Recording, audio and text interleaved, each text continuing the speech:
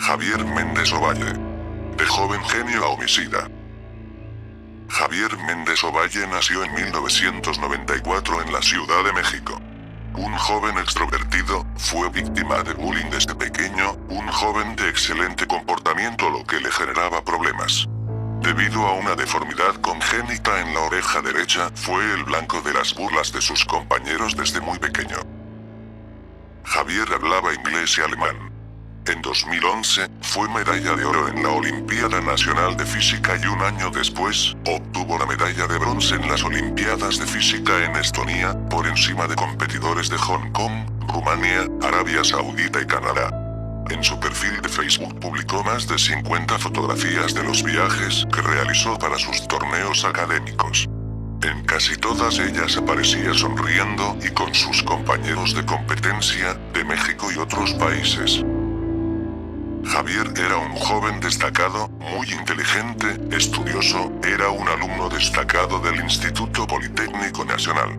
Sus padres se mudaron a Tecámac, en el Estado de México, y le dejaron un departamento en Tlatelolco. Sandra Camacho Aguilar nació en 1996. Una jovencita de 17 años que residía en Ixtapaluca, Estado de México. Vivía al fondo de un callejón empedrado y con baches, en una zona de riesgo. Al haber reprobado el examen de admisión a la Universidad Autónoma Metropolitana, había abandonado los estudios y llevaba 5 meses desempleada. Se dedicaba a vagar con sus amigas, a buscar trabajo sin deseos reales, de encontrarlo y a conocer gente nueva a través de internet. Una joven con un sentido del humor muy pesado. Sandra y Javier se conocieron en un grupo de amigos por Facebook. Después de algunos comentarios y toques decidieron seguir hablando vía inbox. Platicaron a lo largo de 15 días, hasta que decidieron conocerse. El 27 de junio de 2013, Sandra le mintió a su familia, diciéndoles que iba a comprar unos libros en el centro de la ciudad. Ella y Javier se encontraron a las 4 de la tarde, se encontraron afuera de la estación del metro en una estación cercana. Allí los captó una de las cámaras de seguridad de la estación. De ahí fueron a Plaza Universidad, donde entraron al cine y vieron una película. Cuando la chica le contó que no tenía empleo, Javier se ofreció a conseguirle un trabajo como edecán. La chica aceptó entusiasmada. Un empleo así le dejaría suficiente tiempo libre para continuar con sus actividades sociales.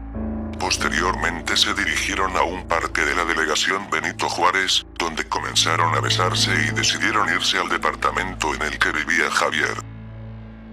Subieron por el elevador hasta el piso 12 y bajaron por las escaleras hasta el piso 11. En el departamento 1014 continuaron besándose y tuvieron relaciones sexuales. El problema vino después del sexo, mientras conversaban sobre sus planes a futuro. Sandra no tenía ninguno, más que el deseo de trabajar como edecán. En cambio, Javier le platicó a Sandra sobre sus logros en los campos de la física, la química y las matemáticas. También le dijo que se iría a vivir a Alemania por su alto desempeño escolar al ser un alumno de excelencia. Esa universidad solo admite a los mejores estudiantes del mundo. Pero la chica no le creyó. Estaba acostumbrada a convivir con personas de un bajísimo nivel económico, académico e intelectual, por lo que conocer a alguien con esas posibilidades solo podía motivarla a burlarse. Javier, furioso por las burlas de Sandra, la golpeó fuertemente empujándola, la joven se tropezó, cayó y se golpeó en la frente. Luego se puso histérica. Gritó que lo iba a acusar, no paraba de gritarle, insultarlo, e inclusive lo arañó y lo golpeó. En ese momento, el joven furioso la golpeó y asfixió hasta la muerte. Javier no sabía qué hacer con el cadáver. Javier vivía en el piso 11 del condominio Presidente Juárez y el cuerpo pesaba demasiado como para bajarlo sin que nadie lo notara. Javier corrió a la cocina, tomó un cuchillo de unos 20 centímetros, lo encajó hasta el fondo de la axila y empezó a cortar. Cercenó una pierna y después la otra. El piso estaba lleno de sangre.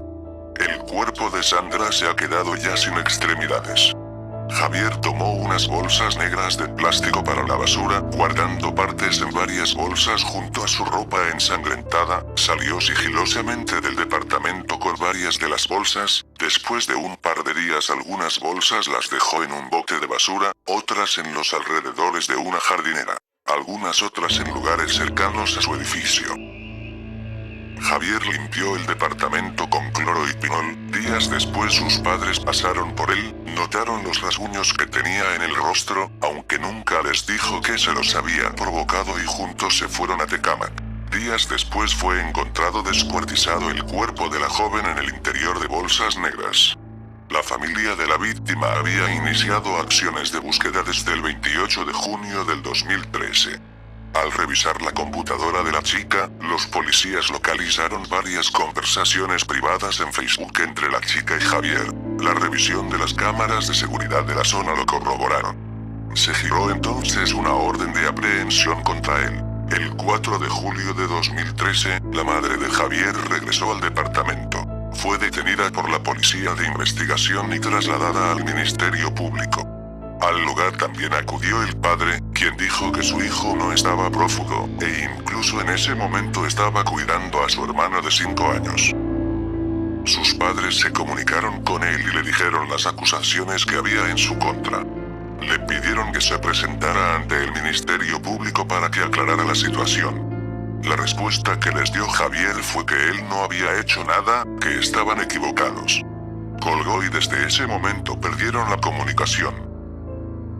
Javier dejó a su hermano pequeño con unos vecinos y emprendió la huida. Ya había policías dirigiéndose a la dirección de los padres. Lo localizaron y persiguieron en las calles de Otunda, pero consiguió escaparse de los agentes. No volverían a saber de él durante más de un año. La Procuraduría lo buscó por todo México e inclusive trataron de localizarlo en Rumania, debido a que familiares suyos habitaban en ese país europeo.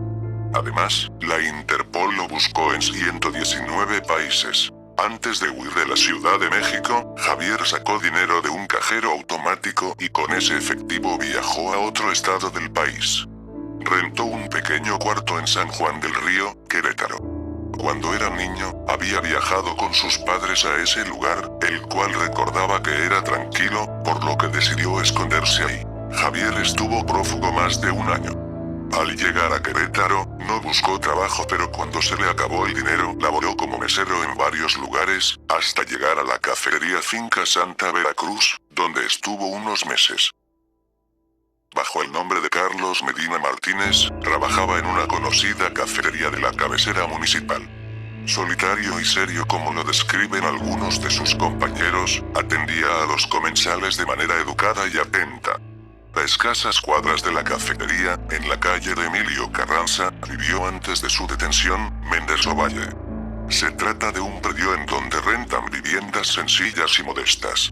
En un espacio de 3 por 4 metros, láminas de asbesto, una pequeña ventana que apenas deja pasar la luz, 2 baños que comparten cerca de 10 personas logrando pasar desapercibido. Javier mantuvo contacto con sus padres vía telefónica. Al principio las llamadas eran esporádicas, pero con el paso de los días, cuando parecía que el homicidio había quedado en el olvido, el contacto se fortaleció. A través de esas conversaciones, les hablaba sobre su empleo como mesero y el escaso contacto que mantenía con sus compañeros de trabajo. Mientras los agentes de la Procuraduría Capitalina intervinieron el teléfono y detectaron 3 de esas llamadas, provenientes desde San Juan del Río, violando el derecho a la privacidad de los padres, decidieron seguir la pista hasta ese lugar.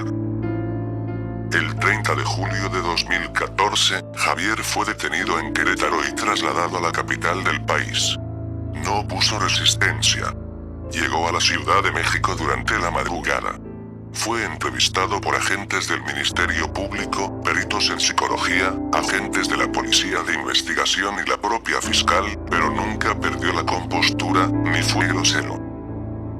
Antes de partir rumbo al reclusorio, el asesino dijo: "Voy a seguir las reglas. No les quiero dar problemas. Discúlpenme por lo que hice". Una de las inquietudes de Javier era cómo sería su estancia en prisión. Le explicaron que podría seguir estudiando y aprendiendo, y eso lo tranquilizó. Debido a la gravedad del delito, su pena se extiende hasta 60 años. Está acusado por la Procuraduría General de Justicia del Distrito Federal por el delito de feminicidio. Si el video fue de tu agrado, por favor, regálame un like y comparte el video.